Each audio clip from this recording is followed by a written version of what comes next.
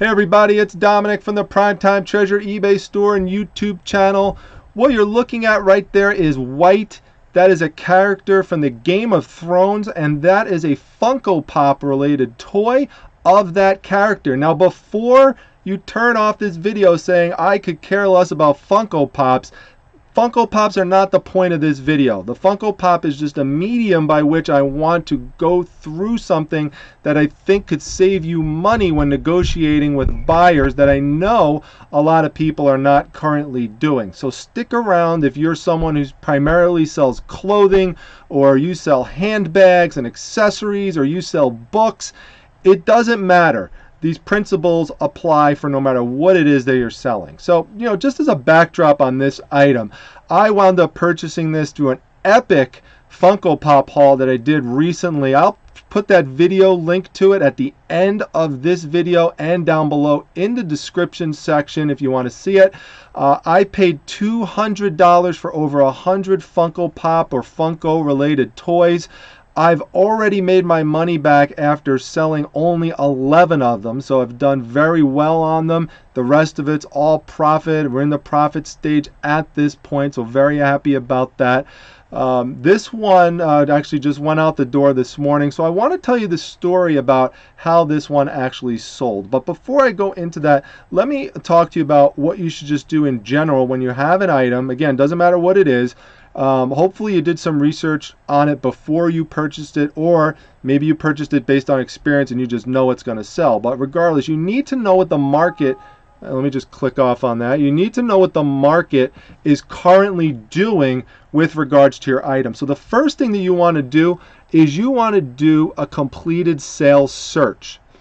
So let's go over here for that. And what you're going to do is you're just going to go to the advanced section of eBay, and I've already done this here, but I'm just going to show you the steps here. So you would just type in just the most general terms, or maybe you need to narrow it down to be more specific depending on what it is, to just find what your item's selling for. So here I typed in White Funko 33. Again, if it's a dress or a pair of pants, you just type in those specifics and click on completed listings.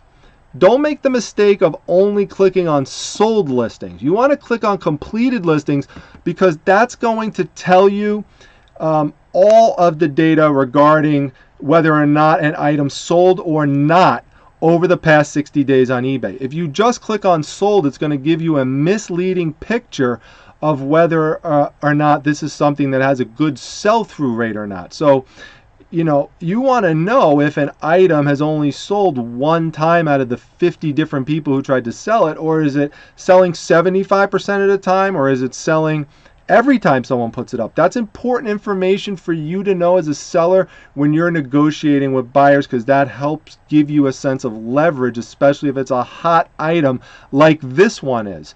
So let me show you. You're going to just hit search, and what I would advise you do is that you then click on buy it now, because I don't advise doing auctions for most items. There's exceptions, but I really don't do auctions. Then I'm going to search it by, and it's already listed this way because I did it earlier, but you're going to search it by price plus highest, basically the highest price, which includes the price plus shipping. So it's going to tell you the highest one first, including the shipping. The reason why I do that is I want to get a sense of what is the maximum someone has proven they are willing to pay for this particular item. That gives you a good sense of the worth of the item.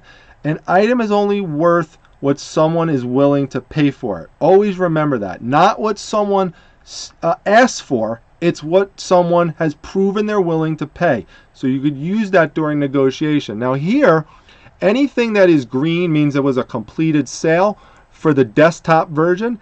Anything in black means it did not sell. So we see this one sold for $46.88, but it's sold from Australia. That's why it's in italics. I'm not going to factor that in because it's another country with a different currency system, so it doesn't really apply to what I'm doing. So I'm going to go down, and you see here someone else tried to sell it for $37.76 plus shipping, didn't sell. Now this is one where someone did sell the character but combined it with another one. Best offer was accepted. That's why the line is through that. So it's not relevant though because it's combined with another character. I want to know what it sold for maximum in the United States for my specific character alone.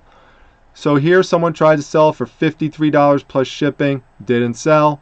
$35.16 plus shipping, didn't sell. Let's just go down till we find a completed sale. Here we have one. $19.99 plus $7.10 shipping. So $27 is the maximum someone has shown they're willing to pay on the item. That's good information for you to know. Now you see, this is where we start getting into higher sell-through rates because this one sells for $24.99.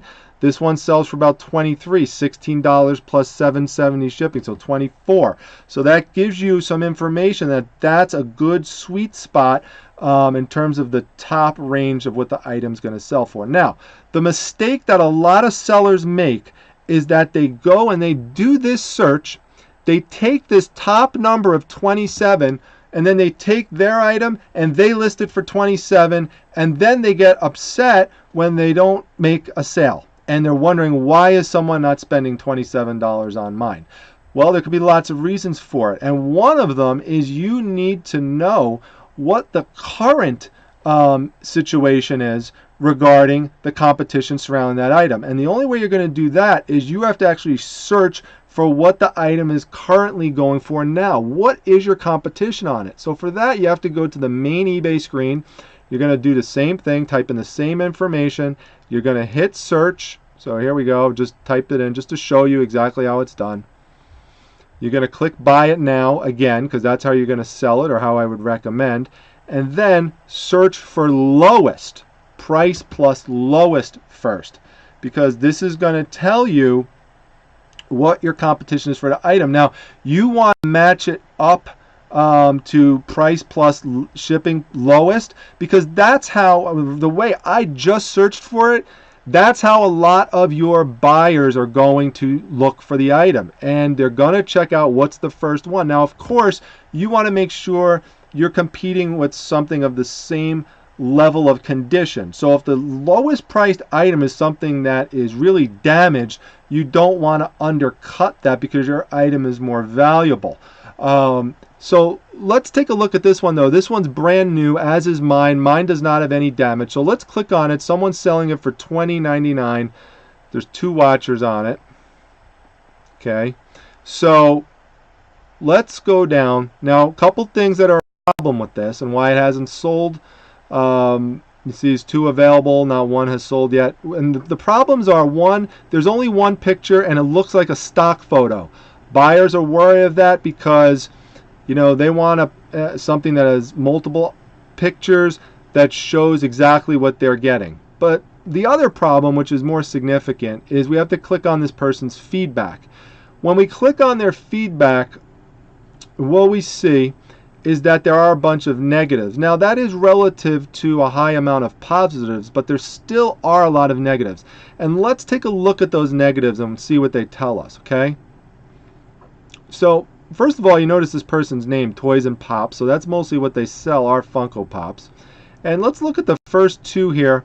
Arrived in smashed box, and the Funko Pop was also smashed.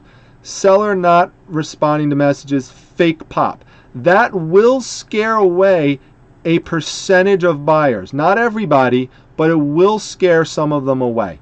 So I look at it that I'm competing against for the attention for the buyer who is going to pay attention to that type of stuff. And I know they're out there, and I know they're ones that are going to look at that feedback and focus on it. So okay, so I keep that in my mind, and then I move on to the next one down. So let's go over to the next one and see what that tells us. So we're going to go down, and we see this one's selling for $22. So I'm going to click on that one. It's also listed as brand new, not too far off from $20.99. Remember, this is my competition here. Okay, let's take a look at the feedback. Now, this feedback is misleading in terms of the percentage number. It says 95.7, so you'd think this person would have a lot of negative feedbacks, but they don't. It's just that low because they haven't had a lot of sales. So one negative is bringing that person down. So let's look at that negative, see what it tells us. Is it anything related to Funko Pops that a buyer might be concerned about who's my competition? It says $350 for an item that doesn't work. The seller could not help at all. The item was not a Funko Pop. The seller responds, buyer was issued a full refund. I'm sorry for all the hassles with this item. It's a nice professional response by the seller. That's not something that's going to scare a prospective Funko Pop buyer away. So now I look at it and I say, okay, this is my competition in terms of price range, $22 and essentially $21. Okay, now I have a couple of options here. I could price it at $20.99, thinking that a buyer coming in weighing me versus that seller right here is going to pick me over that one. It's a pretty reasonable assumption. I have 100% positive feedback, a lot of positive comments about shipping and handling, no negatives, 2 neutrals, but no negatives. So that's one option. I could put it at $20.50 if I want to go a little bit lower, but you know, I'm already in profit on the items. Why not just put it down to $19.99? That's a nice price. It's very common in the retail industry to use that price to entice people to buy the item because they feel like they're still in the teens, even though they are essentially still spending $20. Psychologically, it doesn't feel that way. So, okay, that's what I listed at, okay? $19.99. So now, buy it now, free shipping, by the way. So now I know I am officially the person with the lowest price on this item that's pretty hot that people want. So what happens about an hour into it or less, I get, and I'm going to expand this so you could see it, I get a message from, let me just expand this out. It's an offer. It's a best offer from a prospective buyer. And the buyer offers me $15. Now, what many sellers are going to do in this situation is they're going to just accept it because they're nervous that if they don't accept it, that no one else is going to buy it. This is why research is so important. That is a false assumption because you've already shown by the research that you did that this is a hot item at the $24, $27 range. So you know, and you also know that you have it priced the lowest. So you should not feel worried that if you say no to this person, that you're never going to be able to make the sale on the item. Have confidence in your item if it's a good item. Okay? Now, by the way, just as a preface to what I'm going to talk about here, I accept best offers on a regular basis. I counter offer, do it all the time.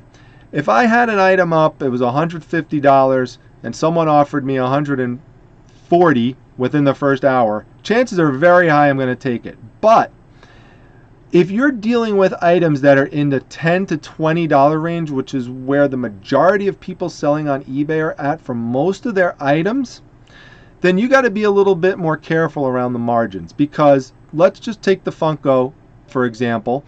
That's going to cost me $3.66 on average to ship first class. I have to use boxes for it. Now, most of my boxes I get for free, but sometimes, for example, recently I purchased some through the eBay store specifically to sell out some of these Funko Pops because I like the 10 by 8 by 6 boxes.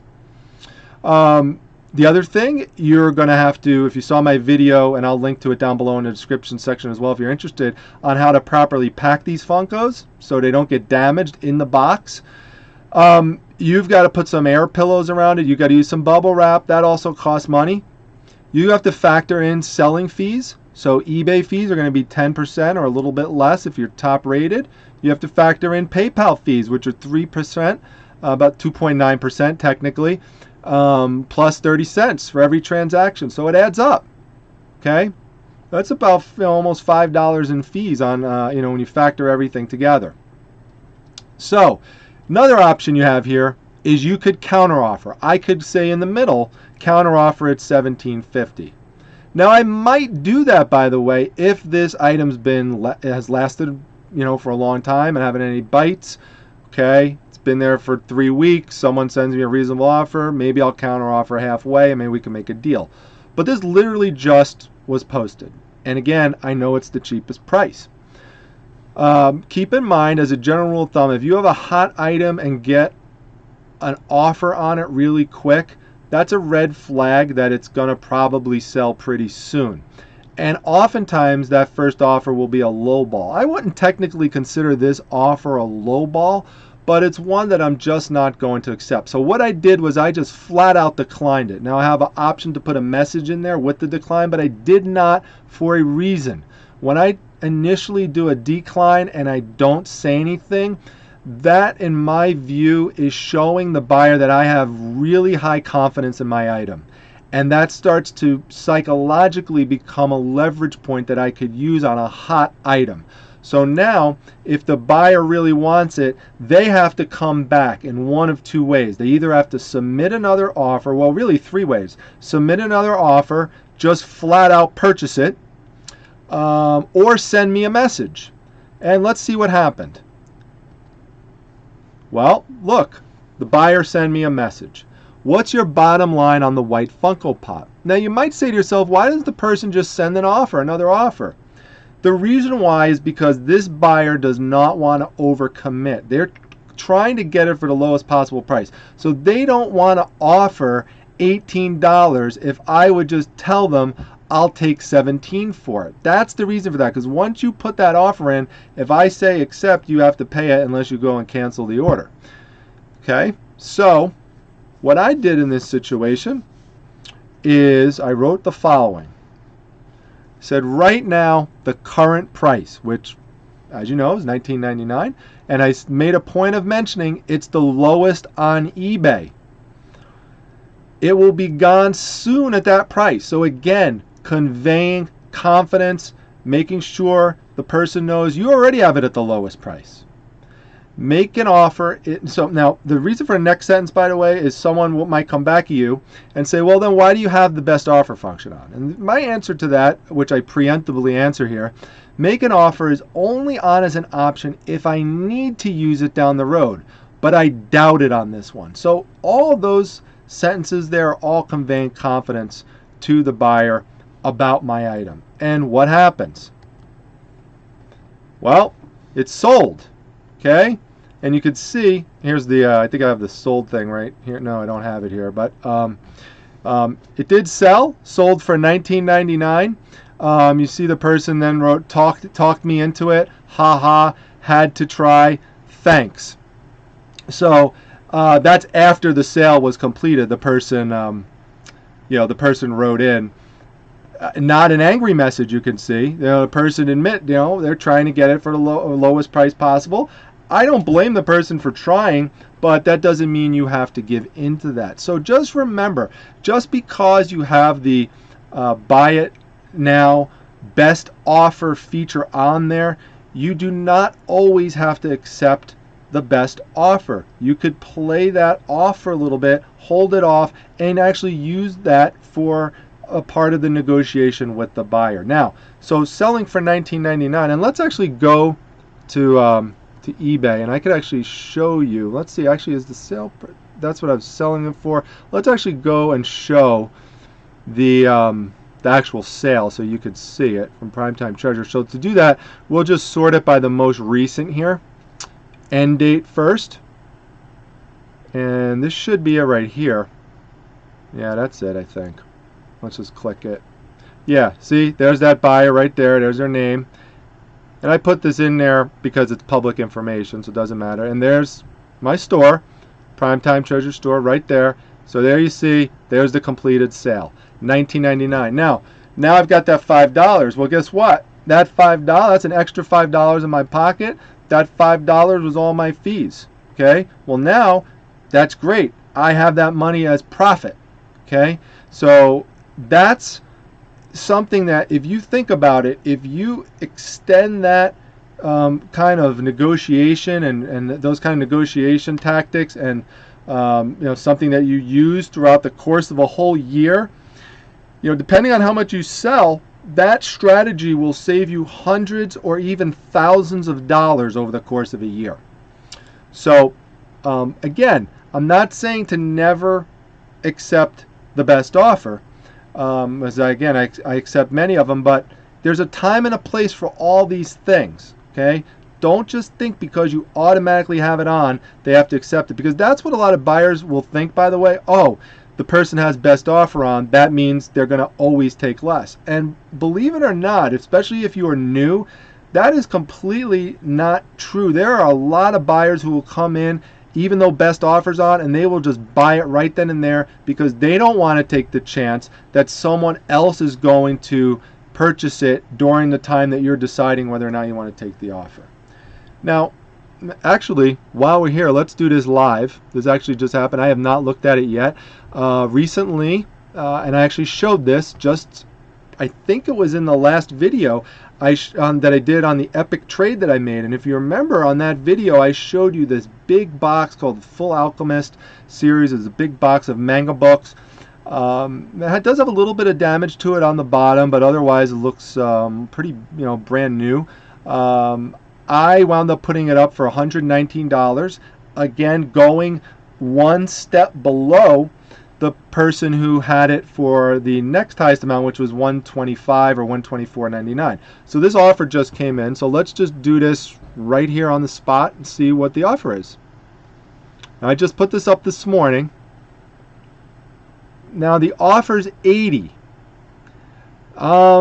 That's not a terrible offer, but no way I'm taking that. It's $40 less than what I'm asking. And you have to remember and know for this item, this is where doing your product research is very important. This item, brand new, without, and the damage on the bottom of the box is not major. It's relatively minor.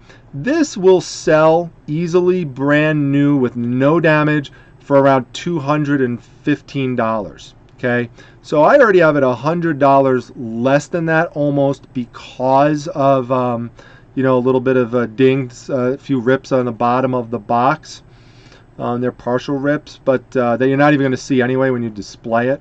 So I'm going to do the same thing here. I'm just going to decline this. This person, if they really want it, is likely going to come back, and we can negotiate from there. But I really don't want to go under $100 on this. Now, you might say, well, I could counter midway, which would be $100 right there.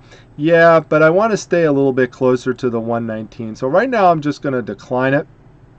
And trust me, I do that with the knowledge that this is definitely going to sell, and it's going to sell fast.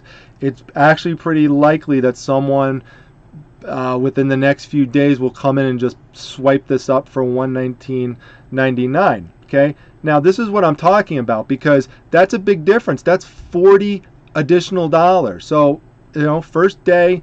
It's been less than 12 hours since I had this up that this offer came in. So I am going to decline it right here, just so you could see me do that. And, we'll see what happens down the road with this item. So there we go. Just decline it. Have the confidence. It might say, oh, $80, that's a lot, $80. It is. But you know what?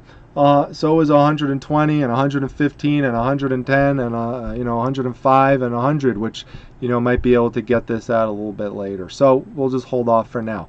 So anyway, I hope that this video is helpful for you and that you got something out of it. If going forward you use the strategies that I've talked to you about and it helped you and you wound up saving money and making a deal just like I showed you, please come back, remember this video, and let me know. Talk me through it, tell me the example, what happened. I love to hear that kind of stuff that these videos are helping you out. Any other questions about negotiation? I have other negotiation videos, so search for those on my channel. But any other questions, feel free to contact me through the YouTube channel or join my Facebook group, the Facebook Reselling Resource Center. I would be happy to converse with you there. Very happy to do that. Some people hit me up on Messenger. That's cool too. So the link to that is down below in the description section, so just go check that out. Lastly, make sure you subscribe to the channel. Had a bunch of subscriptions come in today. Those will give you notifications that new videos are up. Also, it helps establish credibility for the channel if we have more subscribers. So if you've been coming back and getting useful information out of this and haven't hit the subscribe button, please consider doing that, because it would definitely help out. Okay. then more people could see these videos, because they'll also come up higher in search. So with that, I have got a lot of stuff to process, and I will see you back in the next video. Take care, everyone. Thanks a lot.